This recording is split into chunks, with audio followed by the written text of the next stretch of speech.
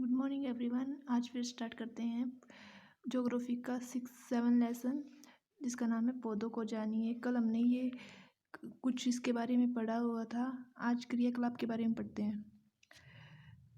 इस देखिए पहला क्रियाकलाप है ये ज्योग्राफी का 6th क्लास का।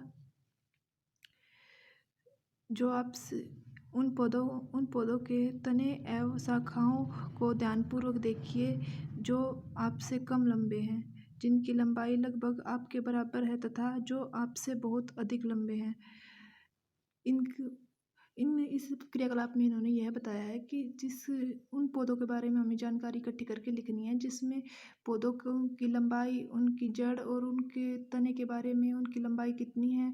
कुछ पौधे होते हैं, कुछ बेलें होती हैं जो नीचे ही रहती है, कुछ किसी की सारी से ऊपर चढ़ती है, और कुछ पेड़ ऐसे होते हैं जो अपने आप ऊपर बढ़ जाते हैं, लंबे हो जाते हैं। उनके बारे में बताया हुआ है। और जैसे कि इसमें यह बताया गया है, देखो ये सारी सारणी बताई गई है, दिखा देती हूँ। टमाटर, आम, नींबू, इनके पेड़, इनके तने और उनके पेड़ों के बारे में बताया गया है। जैसे कि टमाटर का पेड़ होता है वो छोटा होता है, और आम का होता है वो बहुत लंबा होता है। नींबू का भी थोड़ा लंबा होता है। नींबू का पेड़ आपने देखा होगा, अक्सर छोटे पत्ते होते हैं और छोटा ही होता है, वो ज़्यादा बढ़ता नहीं है।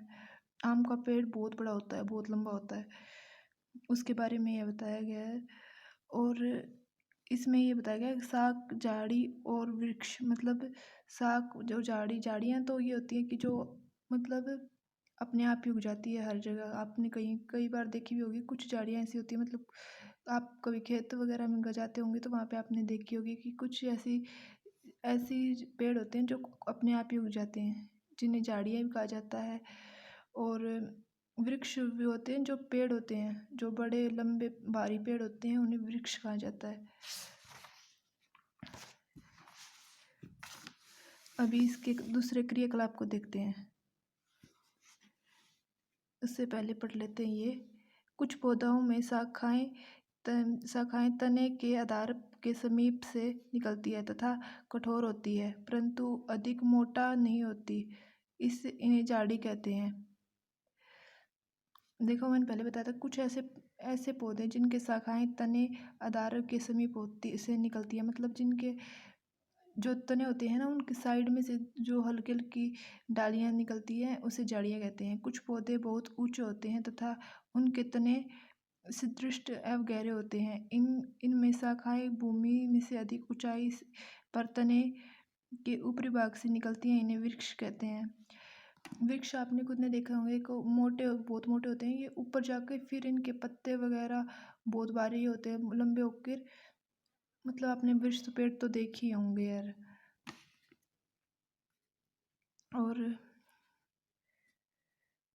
देखो पहले जाना चाहती है कि मनी प्लांट, सेम, लौकी तथा अंगूर के तने किस प्रकार के हैं, और इनमें से कुछ पौधे को देखिए। ये साग, झाड़ी और पेड़ में से किस प्रकार भिन्न है। आपके विचार से इनमें से कुछ को ऊपर चढ़ने के लिए सारी की आवश्यकता क्यों होती है। कमजोर तने वाले पौधे सीधे खड़े नहीं हो सकते और ये भूमि पर फैल जाते हैं, जिन्हें विषव सर्पिलता कहते हैं। आपको इससे अंदाजा लगा सकते हो कि सर्प किसे कहते हैं। सांप को, जो सांप धरती पे चलता है, तो सर्पी भी इसी से कहा जाएगा। सर्पी जो मतलब धरती में ही फैलते हों, जो धरती में ही रहते हों। ऐसी बेलें जो मतलब जैसे कि घिया की बेल हो गई, तोरी की बेल होती है, ये सभी धरती में ही रहती है। तो ये ऊपर नहीं चढ़ सकती, किसी के सहारे से चढ़ाया जा सकता है, लेकिन ये नहीं चढ़ती है, नीचे ही रहती हैं ये तो। और जो आरोही होती हैं वो ऊपर चढ़ जाती हैं, वो किसी चीज़ के सहारे की वजह से ये ऊपर चढ़ती हैं। और विसर्पी नीचे ही रहती हैं, वो धरती में ही रहती है, धरती में ही रहकर फैलती रहती है। देखिए, जबकि कुछ पौधे सहायता से ऊपर चढ़ जाते हैं, ऐसे पौधों को आरोही कहलाते हैं। ये शाक, झाड़ी और पेड़ों से भिन्न हैं। देखो अभी मैंने बताया था कि अभी मतलब जो पेड़, किसी चीज़, जो बेल होती हैं वे किसी की सहायता से ऊपर चढ़ जाती हैं, जिनको आरोही कहते हैं। आपने अपने विद्यालय में अथवा घर पर कुछ पौधों का देखभाल करते होंगे। अपने घर अथवा विद्यालय में पाए जाने वाले वृक्ष, झाड़ी और तथा विषुवलताओं के दो दो पौधों के नाम लिखिए। ये तो मुझे आपको बताने की जरूरत ही नहीं होगी कि दो दो, बस अपने जो आपके घर में विद्यालय में जितने भी दो दो पेड़ पौधे हैं उनके बारे में नाम लिखना है। वो तो आप खुद भी कर सकते हो, खुद बता सकते हैं। तना, अपने आसपास के पेड़ पौधों को देखें तथा उनके तने पर पाई जाने वाली विभिन्न संरचनाओं एवं भागों को देखें। अपने अवलोकन की तुलना में अपने साथी द्वारा लिए गए अवलोकन से करें। आपने क्या देखा? तने में पत्तियां, शाखाएं, कली, फल व फूल होते हैं।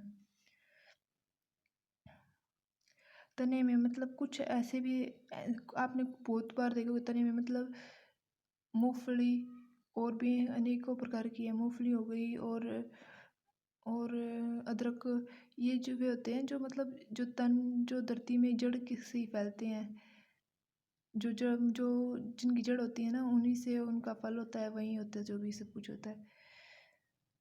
और तना होता है, उसमें मतलब विभिन्न प्रकार की संरचनाएं को देखोगे आप। छोटी छोटी संरचनाएं मतलब उनकी छोटी छोटी डालियाँ होंगी, वो अलग उनकी, और उनकी हर अलग अलग कलियाँ होंगी उनकी, उन पे छोटे छोटे फूल लगे होंगे। आपने कपास देखी हो गई, उसके कपास के पेड़ को देख सकते हैं। ये उसका उदाहरण हो सकता है। क्रियाकलाप 2, आवश्यक सामग्री में एक गिलास जल, लाल स्याही और साक्य पौधा तथा एक ब्लेड। देखिए, एक गिलास लीजिए, उसमें जल डालिए, लाल स्याही, शाखाएं, पौधा, मतलब एक उसमें कोई जब एक गिलास लीजिए उसमें पानी डालें, उसमें कोई लाल स्याही मतलब कोई पेन की स्याही लाल रंग की कुछ भी डाल सकते हैं, और साक्य पौधा मतलब एक कटा हुआ आधा, एक पौधे की आधी शाख ब्लेड से काटी हुई। और गिलास को 1/3 जल में से भरें। जल में लाल स्याही की बूंदें डाल दें। शाख के तने को गिलास में रखें जैसा कि चित्र 7.6 में दिखाया गया है। अगले दिन इस शाखाओं का अवलोकन कीजिए। क्या इस शाख में कुछ भाग लाल नजर आते हैं? आपने देखा होगा कि तने में रंग के ऊपर चढ़े गया। अगर इस लंबे समय तक इसे रखा जाए तो रंग पत्तियों और सिराओं में भी आ जाता है। तो आप बता सकते हैं कि यह लाल रंग यहाँ तक कैसे पहुँचा? देखो, इसके बारे में ये बताया गया कि अगर आप मान लो किसी भी चीज़ को आप एक गिलास लीजिए, उसमें कुछ स्याही किसी भी अगर आप लाल नहीं तो नीला, गुलाबी और किसी कलर की स्याही डाल देते हो, और डालकर वो जो स्याही डालकर और आधा कटा हुआ छोटी जैसे किसी भी पेड़ की एक सिरा एक ब्लेड से काट कर और उस गिलास में डाल देंगे, तो कुछ टाइम के बाद आप देखोगे तो वो जो पत्ते होते हैं वो लाल हुए मिलेंगे। और उसे आप अगर 2 या 3 दिन में रखोगे तो वो बिल्कुल उसकी तना, सिराएं, पत्तियाँ सब कुछ लाल हो जाएगी। बस इसी के बारे में बताया गया है।